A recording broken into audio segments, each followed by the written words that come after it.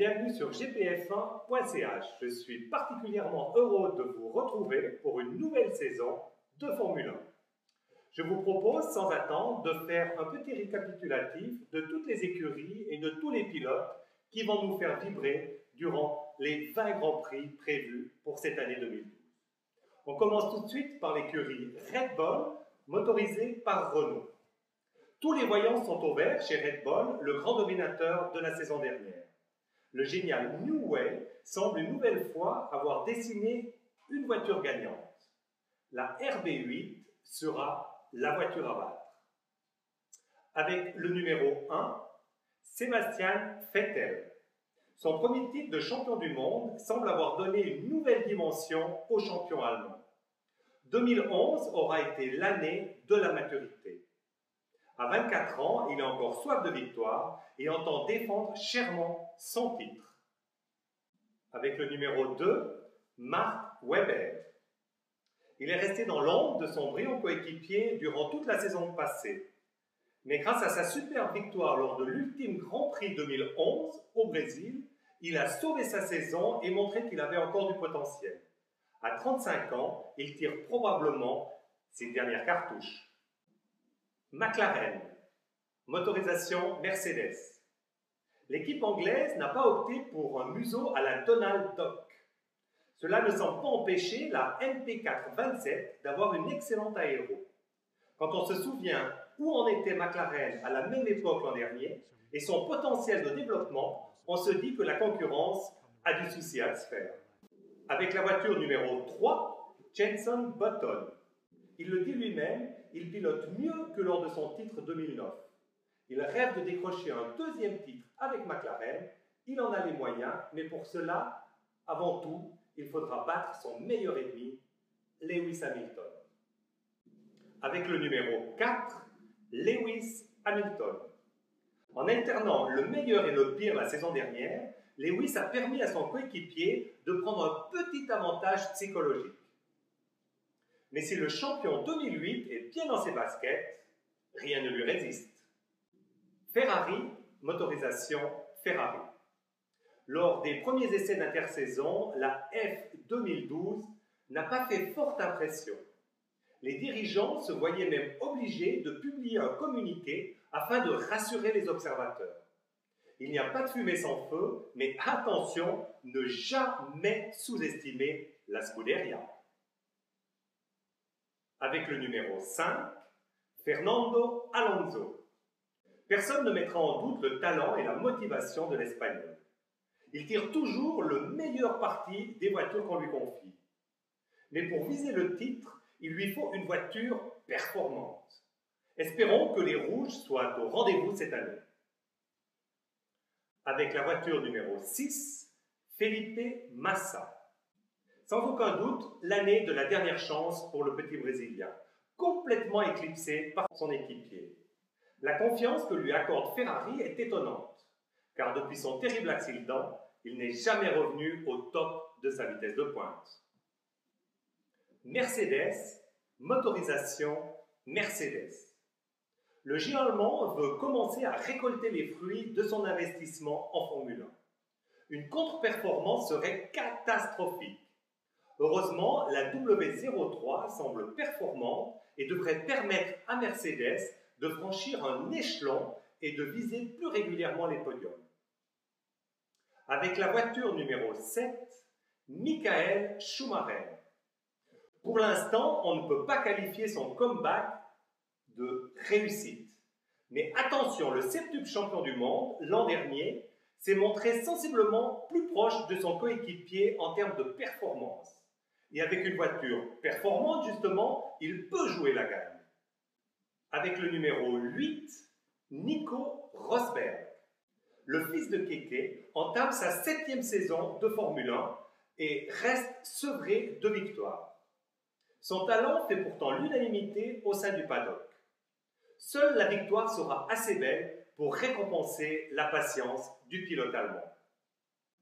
Lotus, motorisation Renault. L'écurie Lotus F1 Team, née Renault, sera la seule à porter le nom Lotus en 2012. Après avoir opté sans grand succès pour l'innovation en 2011, l'écurie d'Eston revient cette année avec une E20 au design plus conventionnel. Avec une ligne de pilote inédite, Lotus semble mieux armé que l'an passé pour pallier l'absence de Kubica. Avec la voiture numéro 9, Kimi Raikkonen. Welcome back, Kimi! Après 2 saisons passées en championnat du monde des rallyes, voilà le champion 2007 de retour en Formule 1. Joli challenge en perspective pour l'atypique finlandais. Si la réussite est au rendez-vous, ce sera exceptionnel. Numéro 10, Romain Grosjean. Après une première expérience décevante en 2009, due à des circonstances très particulières, le franco-suisse a droit à une seconde chance en F1. Il a eu le courage de redescendre en GP2, y remporter le titre, et il revient mieux préparé et plus mature, mais il n'a plus le droit à l'erreur. Force India, motorisation Mercedes. La petite structure indienne, basée à Silverstone, est sur la pente ascendante. Avec l'appui financier du groupe Sahara, le moteur Mercedes et le soutien technique de McLaren, il n'y a aucune raison pour que la tendance s'inverse. D'autant plus qu'au volant de la VJM05, il y aura une paire de jeunes pilotes aux dents terriblement longues. Avec la voiture numéro 11, Paul Di Resta. Révélation de la saison 2011, l'Écossais au mental d'acier au caractère brut de décoffrage a tous les atouts pour devenir un grand. Avant cela, il devra prendre la mesure de Hülkenberg, son ambitieux équipier.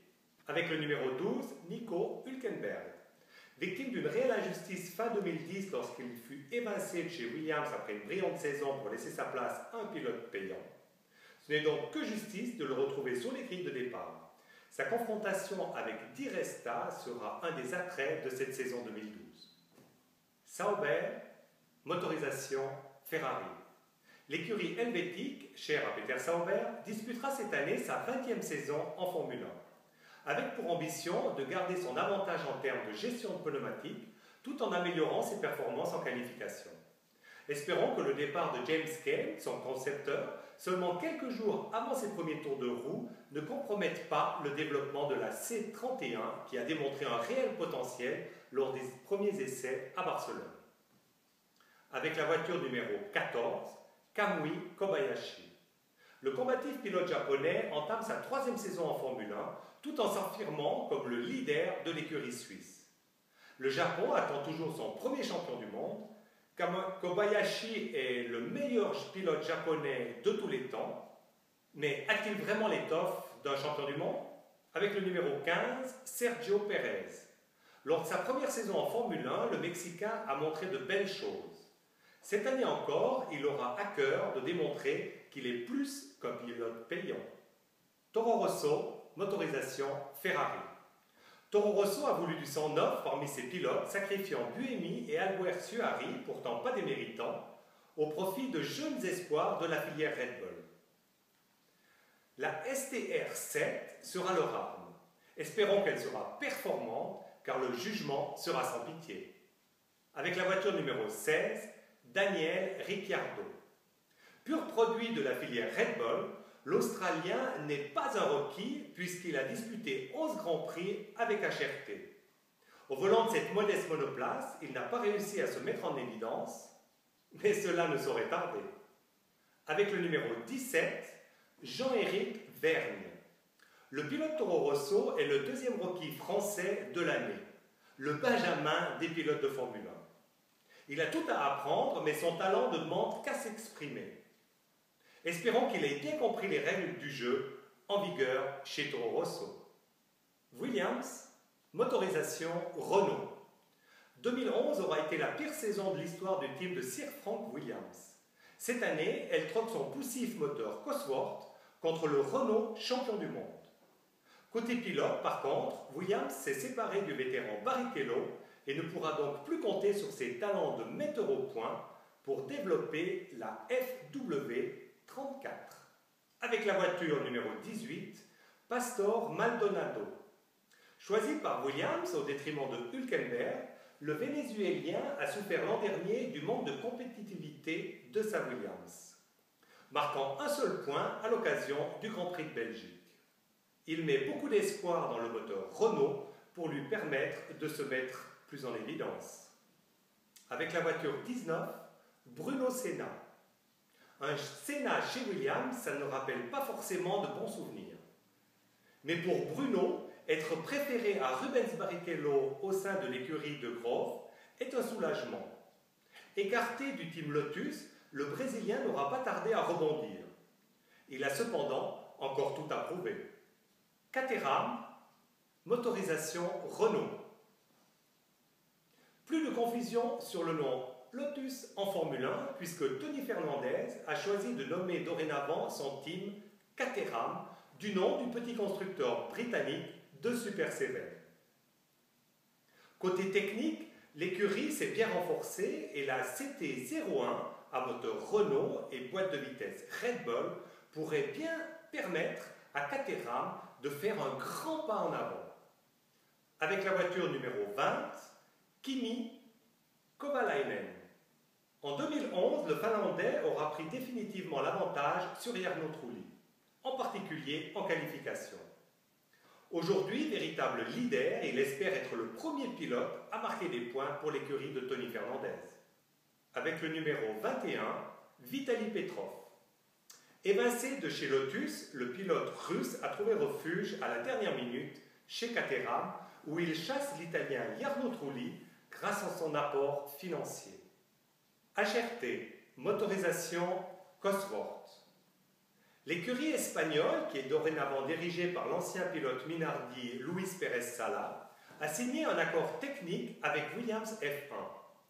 Mais on peut douter que ce soit suffisant pour permettre à la F112 d'être dans les standards de la Formule 1 dès cette saison.